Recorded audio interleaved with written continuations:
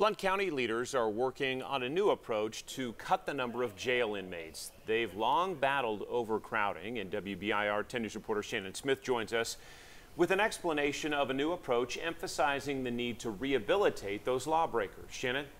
Well, John, that's because a lot of these inmates are going to be back in society soon, but can't seem to break that cycle. When the Blount County Jail opened in 1999, it was certified for 350 beds. Last year, the average daily inmate population was at 524. And the Blount County mayor says most inmates are victims of the opioid epidemic, and a new facility could help curb addiction and overcrowding.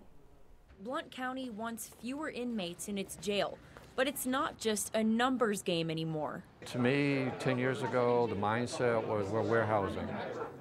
But today, I don't think there's any question that the correctional staff is really concerned about rehabilitation. Al North teaches finance classes to inmates in the Blount County Justice Center. Over the decade he's worked there, he's noticed a change in inmates with the spread of the opioid epidemic. They're no different than just an ordinary citizen that is struggling with the same issues. Blount County leaders created the Community Justice Initiative last year to tackle the issue of jail overcrowding.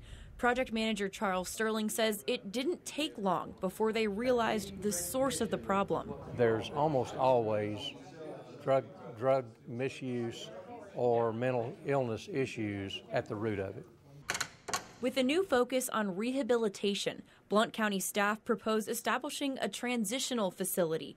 The new facility would still be a jail, but one that works to help inmates battle addiction and eventually reacclimate into society. We can put those life skills back into to drug-free people that are going to be great citizens. Nothing is set in stone. Blount County Mayor Ed Mitchell says a proposal would need commission's approval, and that could involve a tax increase. But Mitchell is hoping the county will be on board. I mean, aren't we supposed to be our brother's keeper? And I think we have to reach out and we have to help them.